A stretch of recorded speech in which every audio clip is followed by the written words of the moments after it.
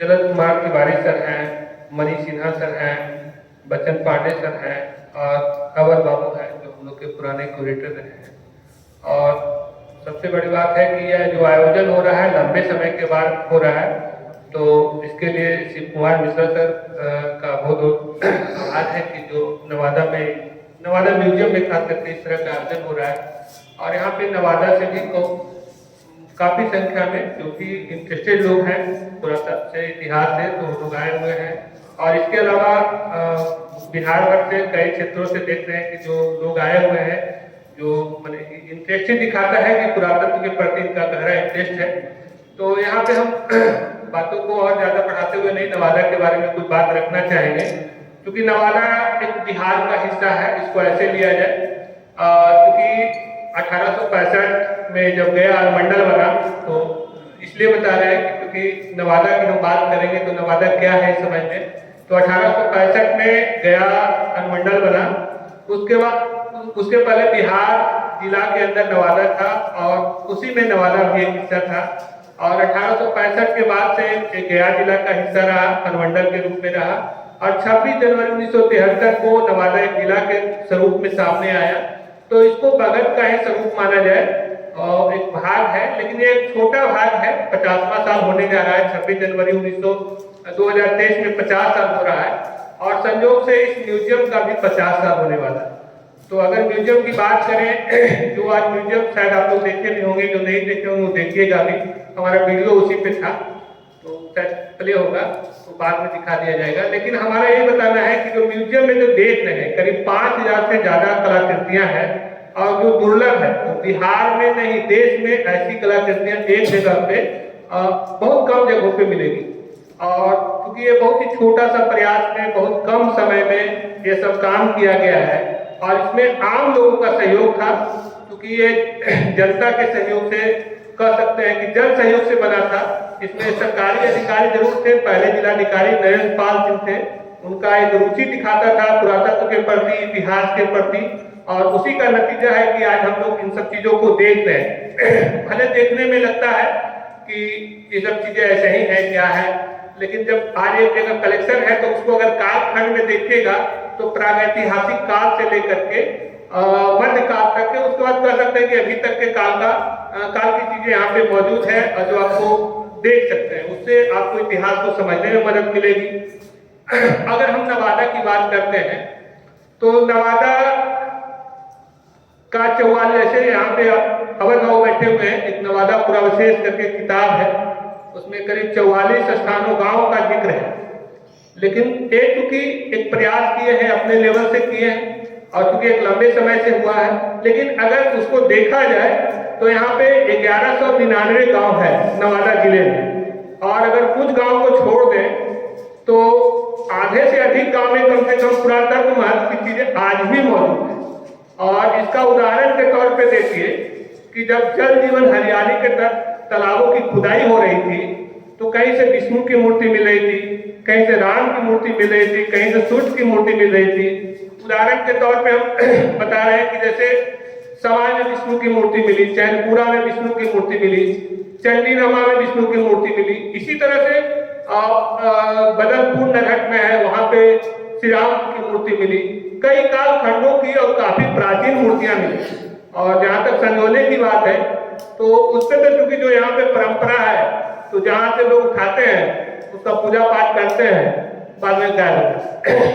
जैसे आपका समाय वाला मूर्ति गायब हो गया, हम लोग उसको खबर भी बनाए थे, लेकिन बाद में पूजा पाठ लोगों ने किया फिर गायब हो गया। तो संरक्षण की बात है, वो अलग बात है। लेकिन अगर देखें तो ये पुरातत्व के दृष्टि से काफी महत्व है। यहाँ पे 5000 है, हमको लगता है कि पूरे गांव को अगर जो है तो 50,000 से ज्यादा मूर्तियां नवादा जिले में बिखरी पड़ी है, नवादा के भौगोलिक स्थिति। इसको और अगर देखें तो यहाँ पे कई, क्योंकि गांव तो बहुत है लेकिन हम कुछ गांव की चर्चा करना चाहेंगे। जैसे अफसर एक धार्मिक विश्वविद्यालय का केंद्र था, यह एक तरह से पुरातात्विक साक्ष्यों में भी आ गया है। उत्तर गुप्त काल में वहां पे एक धार्मिक विश्वविद्यालय का स्वरूप था और वहां पे काफी मैंने मूर्तियां, हर धर्म की मूर्तियां, मैंने हिंदू की जो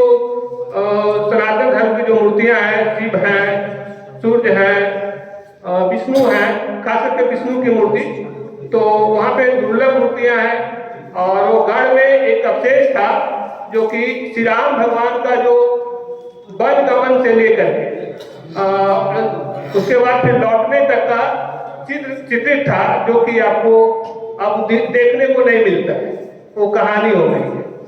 तो इसी तरह से पार्वती है, और बौद्ध दृष्टिकोण से काफी महत्वपूर्ण है। वहाँ पे स्तूपा था, अभी भी है, स्तूपा है, एक गुफा है, उसमें 42 लकीर है, जिसके बारे में कहा जाता है कि भगवान बुद्ध और इंद्रसाल के बीच वार्तालाप हुआ था और 42 सवालों का जवाब दिए थे। तो इस तरह से देवनगढ़ की अभी चर्चा हो रही थी, तो हम देवनगढ़ के बारे में जो हम लोग पढ़े हैं अभी तक, क्योंकि यह बात मतलब नवादा का सबसे प्राचीन साइट अगर कह सकते हैं तो देवनगढ़ है, क्योंकि वहाँ प्रागैतिहासिक काल का साक्ष्य भी मिल चुके हैं। क्योंकि वहाँ पे जो पहले मट्टी के बर्तन में जो खाना वाना जो मानव का जैसे इससे विकास हुआ है, विकास के लिहाज से, तो उत्तर कृष्ण मार्जित में जो हाथ मिले हैं ये आपके म्यूजियम में पड़ा हुआ है। और कई चीजें जैसे एकांशा, बलराम और श्री कृष्ण वासुदेव, ये 3 मूर्तियां 1960 के दशक में मिली थी यहाँ पे, जो कि पटना म्यूजियम में है, अभी भी संग्रहित है। और वो पहली सदी का है, जब से सदी अपना शुरू हुआ है पहली सदी का है। तो ये तो प्रमाणिक बातें आ चुकी है। और इधर हाल में जो खुदाई शुरू हुई थी, तो हम लोग को भी बड़ी उम्मीद थी कि कुछ इसमें नई बातें सामने आएगी और हम लोग इसको थोड़ा लोगों तक बताएंगे या लोग समझ पाएंगे। यह बात बहुत ही दुख की बात है कि यह रिपोर्ट पब्लिश नहीं हो पाई, लेकिन हम जो जानकारी ले पाए उसमें इतना बात जरूर सामने आया कि ये नगरीय सत्ता का अवशेष है। वो एक बड़ा नगर था और उसके बाहर में चारों तरफ से फोर्टिफिकेशन वाल बना हुआ था। तो ये सब चीजें बात आई है। और एक प्राचीन मंदिर जो उस समय हुआ करता था, उसका भी एक मिला है, स्वरूप मिला है, अभी भी वहां पे है, उसको शायद ले गए हैं। तो इस तरह से देवनगढ़ के बारे में अभी बहुत कुछ किया जाना है, लेकिन जो जानकारी मिली है वो इतना तो जरूर है कि वो पाषाण काल से लेकर पाषाण काल पहली सदी का तो प्रमाणिक चीजें आ चुकी है। और उसके पहले जो मिला है उत्तर कृष्ण मार्जित जो विद्वान है वो सब मिला है। तो और इन सब चीजें इस तरह से कई गांव है, जैसे सकरा, तो वहां पे शंकर भगवान की काफी मूर्तियां मिलती हैं। इस तरह से और कई गांव, अनगिनत गांव, तो खेरा है, खेरा गांव में ढेर सारी मूर्तियां मिलती है। आज भी वहां पे करीब 50 से ज्यादा मूर्तियां एक जगह पे एकत्रित है। तो अगर आप इसको इस कालखंड से हम देखते हैं, तो अगर रामायण काल में भी इस तरह, रामायण काल में कहा जाता है कि जब कई रूस गए, हालांकि सब थोड़ा कथा पे है, प्रमाणिक बात तो नहीं है, लेकिन जो कथाओं में है, तो उस कथाओं पे बात करते हैं तो कई को उपहार के रूप में उपहार जब मांगा गया था तो उपहार के रूप में मगध से कोई गिफ्ट दिया गया। तो हालांकि तो काल्पनिक बात है, उस पर नहीं, लेकिन सीतामढ़ी एक जगह है जिसको कि लोग सीता के निर्वासन स्थल ही मानते हैं। लेकिन ये मौर्यकालीन, इसको अगर पुरातत्व की दृष्टि से देखा जाता है, इसे मौर्यकालीन माना जाता है। इसको राजा दशरथ के द्वारा बनवाया गया था, और मौर्य काल के जो राजा दशरथ थे उसके द्वारा बनाया गया था। चूंकि पॉलिश उसी नेचर का है, और इस तरह का पॉलिश आपको बनावट की जो गुफा है जहानाबाद में वहां मिलता है। और इसी तरह से कई चीजें हैं जो कि कम शब्दों में कहना थोड़ा मुश्किल है, लेकिन जितना ध्यान में आ रहा है वो बात हम बता रहे हैं। और इसको देखें तो मौर्य काल से लेकर के उसके बाद 7वीं शताब्दी में भी आपका अफसर का जो विश्वविद्यालय था उसका मिला है। अब कुल मिला के हम देखें तो यहाँ का जो भौगोलिक परिस्थिति है वो भी कई मायने में महत्वपूर्ण है।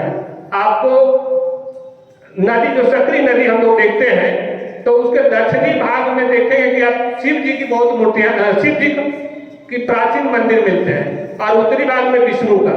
तो इसको अगर हम लोग इस तरफ से देखते हैं तो ये आज और अनाज के रूप में माना जाता है, क्योंकि हम सभी जानते हैं कि अनाज लोग भगवान शिव की पूजा करते हैं और आज लोग भगवान विष्णु की पूजा करते हैं। तो अगर आप देखेंगे जो नवादा के लोग होंगे तो देखेंगे कि जमुआमा के उत्तरी दिशा में ज्यादातर विष्णु की प्रतिमाएं मिलती हैं और जमुआमा के बाद का जो दक्षिणी साइड है घोड़सिमर है या फिर और कई है पेट्रोल जलप्रपात के सभी शिव मंदिर है, तो आप देखेंगे कि भगवान शिव की प्राचीन प्रतिमाएं मिलती है। तो इस तरह से कई तरह से नवादा महत्वपूर्ण है। और नवादा के बारे में अगर मुख्य बात बताना चाहें तो ये सबसे बड़ा बात है कि इसमें सद्भाव समन्वय का काफी प्रतीक है। जैसे आप म्यूजियम में देखेंगे तो आपका हरिहर की प्रतिमा मिलेगी। हरि और हरि यानी विष्णु और हर बने महादेव, तो एक दोनों का समन्वय है। मतलब कि एक होता था, उस समय भी होता था कि हम इनके मानने वाले हम उनके मानने वाले, तो वहां पे उस समन्वय को का प्रतीक माना जाता था। और समाज और महारत वहां पे गांव में भी अभी वो देखने को मिलेगा और महारत और गांव समाज दोनों में मिलेगा। और यहाँ जो दो प्रतिमाएं हैं आप देखेंगे कि दोनों में शिव और हर का माने हरि और हर का समन्वय आपको देखने को मिलेगा। तो ऐसी मूर्ति बहुत कम मिलती है। दूसरी एक और बात बताना चाहेंगे कि मगध में हम लोग सूर्य भगवान की जो पूजा करते हैं तो कई नामों से करते हैं। तो उसमें सूर्य नारायण कहते हैं।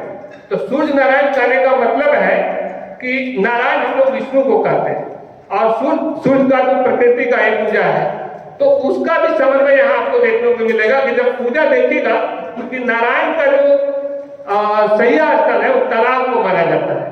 तो आप देखेंगे कि जब तालाब की खुदाई होगी तो विष्णु भगवान की मिलती है।